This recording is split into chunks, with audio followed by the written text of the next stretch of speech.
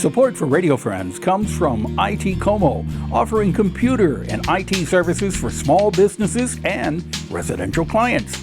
IT Como can set up remote work-at-home solutions and data security and backup systems and upgrade your company email to more modern platforms.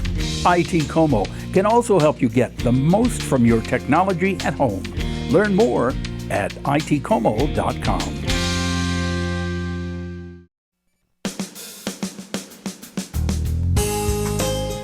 Good morning and welcome to Radio Friends on Friday, November the 11th. We're going to talk about the Truman Library. It's been around since 1957, but has recently been renovated. If you haven't been there, you might want to consider taking a trip up to Independence, Missouri.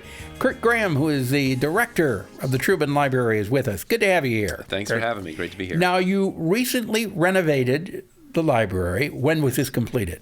Well, this has been done for a little over a year. You know, COVID sort of right. notwithstanding. It was a multi-year project and process to get to this point, but it's a $30 million renovation, and we like to say if you haven't seen us lately, you haven't seen us. Yeah. What is so special about this library? Well, it's, there are only 14 communities in America that have a presidential library like this one. So that by itself is significant. Harry Truman is the only Missourian to ever become the president. So that's special for everyone in the state of Missouri, I like to think. And it's such an incredible legacy. It's such an amazing story. Truman was a unique leader. And I think our new exhibits really chronicle the power of his decision-making prowess, the character, the moral core that he brought to those decisions. He was a decent man. He was absolutely a decent man. And everything I've read or heard about him, not only was he a decent man, but he was kind of like the guy next door too. Well, he literally was. I mean, we'll never have another Harry Truman in the sense that a bootstraps guy who's not college educated, sort of coming up through the ranks on his own in that way.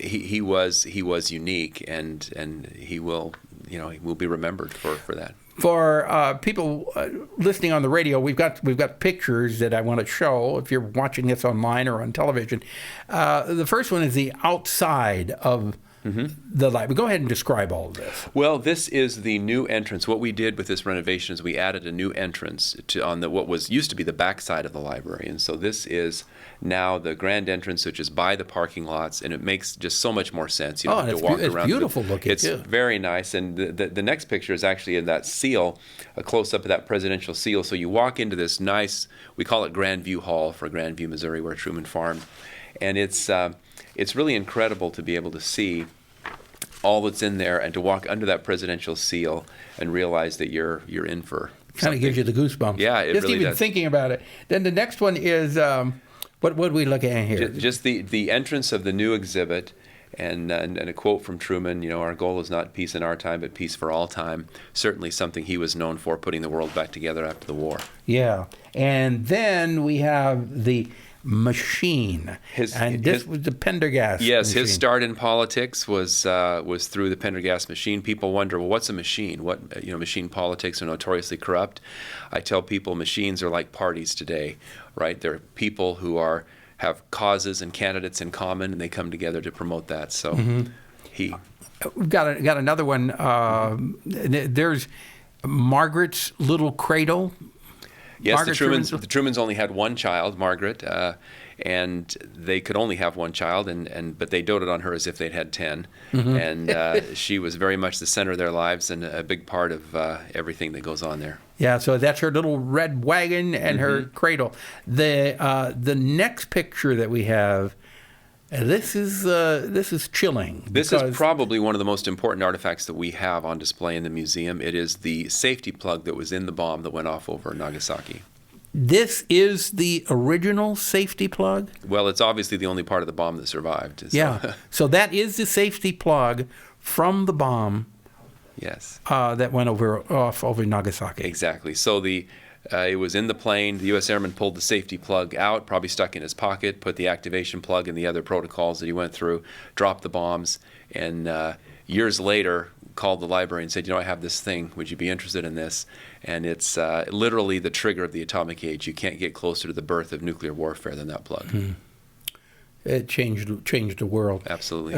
Then we have a globe. What does this globe signify? Well, this is the fractured globe, and it represents the world that Truman had to put back together. And the room that globe is in chronicles all of Truman's effort to put the world back together. The Marshall Plan, the Truman Doctrine, the Berlin Airlift, the founding of NATO, all of those things that he did that gave us the infrastructure for the world that we have today. Another picture that I have seen so many times.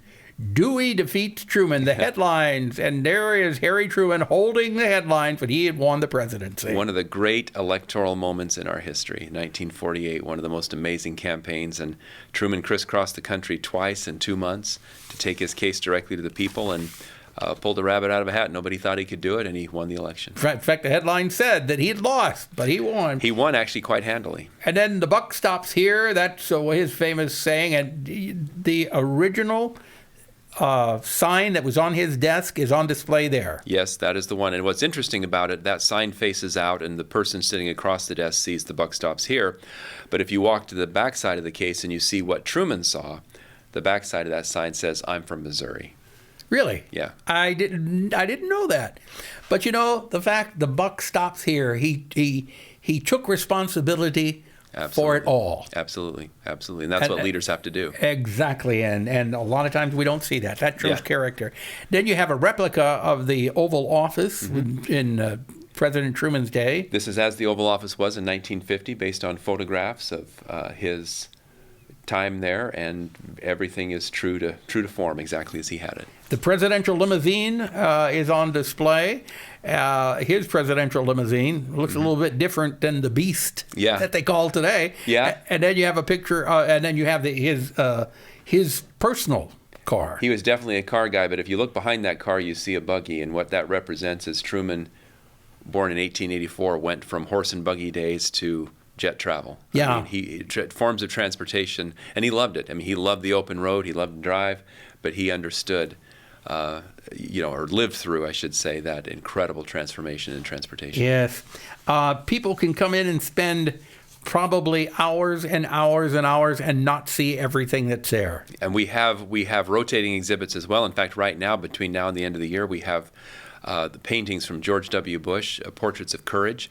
That is on display in our lower level gallery, which is a rotating gallery. Quite an amazing tribute to our wounded veterans that President Bush painted. And it's just included with the price of admission, nothing extra, but definitely worth seeing. So if you're going to come see us, come before the end of the year. Okay. All right. So for more information, you can go to www.newtruman.org. Is that the website for the museum? Yeah, we have the Truman Library Institute, and we also have the museum, trumanlibrary.gov. Okay, all right, got it. Thank you so much for coming by. It Thanks for having me. Sounds very nice and interesting. Hope you can come see us. I'd love to. We're out of time for today. Something you'd like to hear or see, drop me an email. That's pepperp@missouri.edu, and have yourself a nice rest of the day. Bye-bye.